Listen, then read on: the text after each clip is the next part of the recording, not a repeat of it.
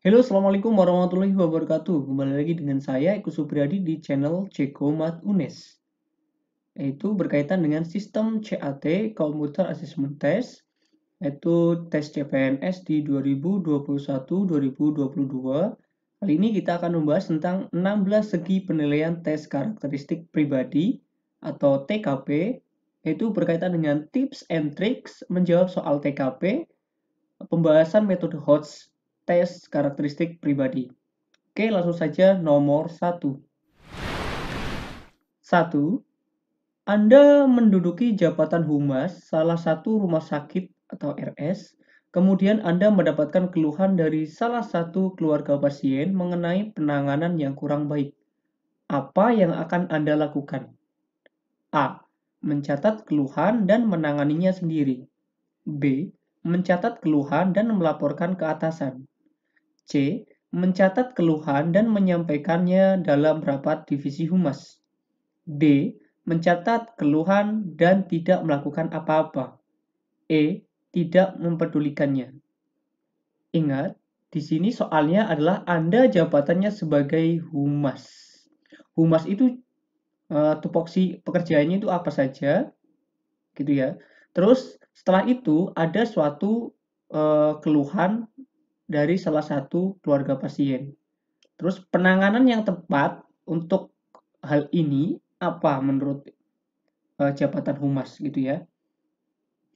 Nah, pembahasan metode HOTS ini soalnya HOTS ya. Dari soal kita dapat melihat bahwa posisi yang dibicarakan adalah posisi humas, sehingga secara langsung dapat kita analisis apa saja tugas-tugas dari humas itu. Tugas humas adalah menangani segala hal yang berhubungan dengan masyarakat. Salah satunya adalah tugas untuk menerima dan mencatat keluhan. Berarti nanti kalian pilih yang ada menerima dan mencatat keluhannya. Setelah itu, analisis berikutnya adalah tentang jenis keluhan yang sangat penting karena terkait dengan kualitas pelayanan rumah sakit. Sehingga hal tersebut merupakan hal yang harus segera disampaikan kepada atasan atau pemimpin rumah sakit. Nah, yang berkaitan dengan satu, yaitu posisi humas, analisis tugas-tugasnya itu apa saja. Tugasnya itu kan satu, berhubungan dengan masyarakat, salah satunya adalah menerima dan mencatat keluhan. Setelah itu, menyampaikan hal tersebut kepada atasan atau pimpinan rumah sakit. Jadi, dari A, B, C, D, E, mana yang lebih tepat? Ya, yang lebih tepat mana? Yang B, ini ya, yang B. Mencatat keluhan dan melaporkan ke atasan. Ini yang B. Nah, nilai B, B itu nilainya 5, C itu mencatat keluhan dan menyampaikannya dalam rapat divisi humas, ini baru ke divisinya. Ya, belum ke atasan, itu nilainya 4. Kalau A itu mencatat keluhan dan menanganinya sendiri, jangan seperti itu ya.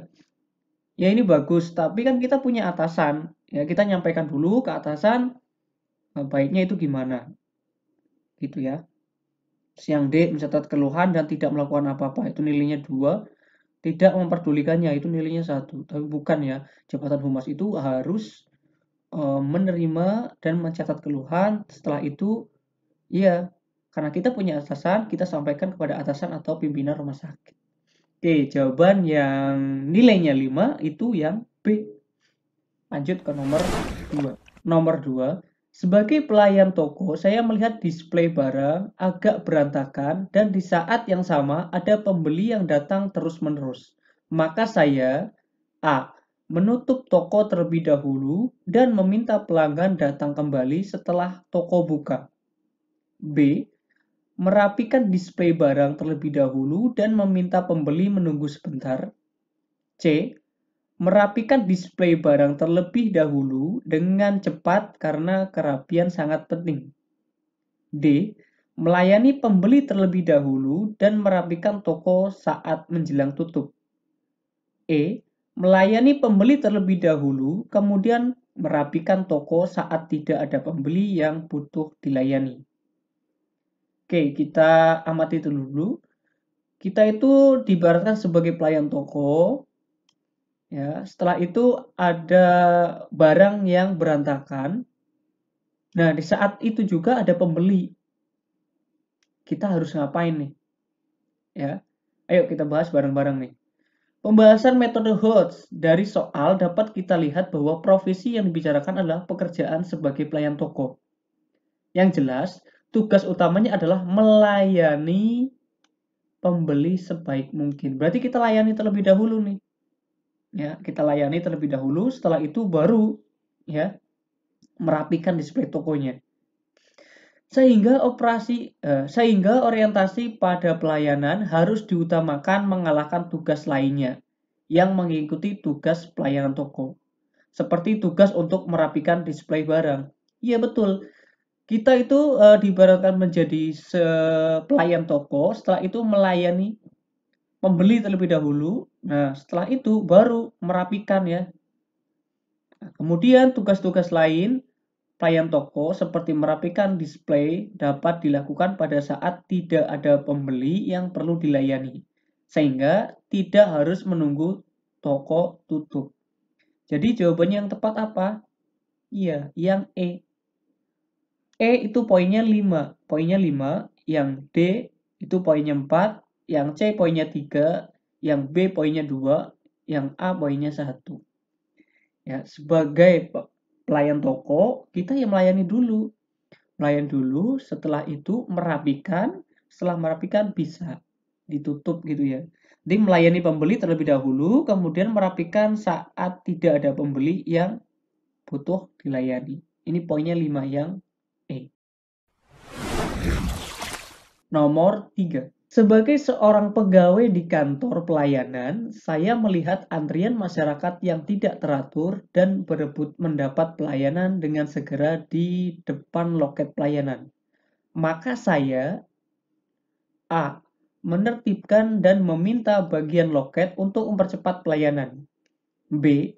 Menertibkan dan berinisiatif membuat nomor antrian. C. Memperhatikan saja dan membiarkan tetap seperti itu. D. Melaporkan kepada pimpinan untuk mengambil keputusan. E. Menertibkan dan berinisiatif membuka loket pelayanan tambahan. Nah, kita itu sebagai pegawai kantor pelayanan nih. Ya. Terus di situ ada masalah antriannya itu banyak dan tidak teratur dan berebut mendapat pelayanan dengan segera. Nah, berhubung kita itu sebagai pegawai di kantor pelayanan, ya, itu kan kita melayani nih, melayani dengan baik ya. Jadi, kalau menurut saya kalian itu buka lagi nih, karena kita itu sebagai pelayan ya kita buka lagi. Berarti inisiatif kita itu eh, menertibkan dan berinisiatif membuka loket pelayanan tambahan. Coba ya kita bahas ya. Dari soal kita dapat menganalisis bahwa hal pertama yang dilakukan pada kondisi tersebut berarti kondisi tidak teratur dan berebutan meminta pelayanan adalah dengan menertibkannya. 2. Langkah berikutnya adalah berusaha mencari solusi untuk mempercepat pelayanan. Dengan mempertimbangkan kondisi fisik petugas dan standar yang tidak memungkinkan untuk mempercepat pelayanan, maka membuka loket pelayanan tambahan dapat menjadi solusi terbaik untuk mempercepat pelayanan. Iya benar, berarti kita menertibkan dan berinisiatif membuka loket pelayanan tambahan. Ya poinnya 5 nih, yang E. Kalau yang 4 itu melaporkan kepada pimpinan untuk mengambil putusan. Nah, kita kan itu sebagai pelayan ya, melihat teman-temannya sudah melayani lah, kita kan belum melayani. Ya berarti kita berinisiatif dan menertibkan membuka loket pelayanan tambahan. Kalau ini cuma melapor ya nanti kamu yang kena ya, kena punishment sama pemimpin ya. Memperhatikan saja dan memberikan tetap begitu. Ya ini salah ya Nope. Menurut saya, cara terbaik untuk meningkatkan keuntungan penjualan produk dari perusahaan saya adalah A. Menurunkan harga jual produk. B. Memperluas jaringan pemasaran. C. melakukan efisiensi gaji karyawan. D. Memperbanyak jenis produk. E. Mencari bahan baku yang lebih murah. Oke, kita bahas soal ini. Dari soal, kita bisa menganalisis bahwa yang diinginkan adalah upaya atau cara terbaik untuk meningkatkan keuntungan penjualan produk.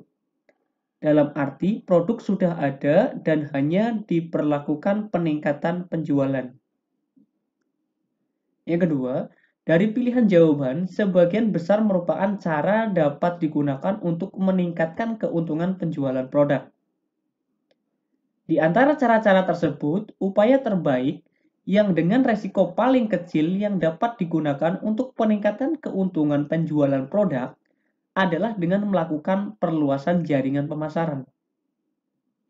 Pilihan C akan beresiko menurunkan semangat kerja karyawan yang memungkinkan akan berimbas pada kualitas produk. Demikian juga dengan pilihan E, di mana ada peluang resiko kualitas produk dipertaruhkan. Jadi, jawaban yang tepat yaitu adalah memperluas jaringan pemasaran. Yang ini. Untuk E itu poinnya 4, untuk yang C itu poinnya 3, untuk yang D itu poinnya 2, untuk yang A poinnya 1. Berarti cara terbaik untuk meningkatkan keuntungan penjualan produk dari perusahaan yaitu memperluas jaringan pemasaran. Oke ya. Nomor 5. Saya memiliki keinginan untuk mengambil pendidikan master. Maka saya harus mempersiapkan A. Rencana pendidikan saya. B. Proposal pendidikan saya. C. Universitas tujuan saya. D. Buku dan kurikulum yang digunakan. E. Biaya pendidikan saya. Oke, kita bahas soal yang ini. Soal mempertanyakan hal yang sangat singkat, yaitu tentang apa yang harus disiapkan untuk persiapan pendidikan master. Karena saya berkeinginan untuk mengambil pendidikan master. Sementara pilihan jawaban terlihat sama baiknya dan sama pentingnya untuk dipersiapkan sebelum mengambil pendidikan master. Di sini, kemampuan peserta dalam melihat sesuatu dari sudut pandang yang lebih luas diujinya. Dari seluruh pilihan jawaban, pilihan yang sesuai berdasarkan sudut pandang yang lebih luas adalah rencana pendidikan. Karena rencana pendidikan secara otomatis sudah mencakup keseluruhan hal tersebut, termasuk proposal, universitas tujuan, dan biaya. Jadi, jawaban yang tepat yaitu yang A, rencana pendidikan saya. Karena rencana pendidikan itu mencakup proposal, universitas, buku dan kurikulum, dan biaya pendidikan. Oke ya, jadi jawaban yang tepat dan poinnya 5 yaitu yang A.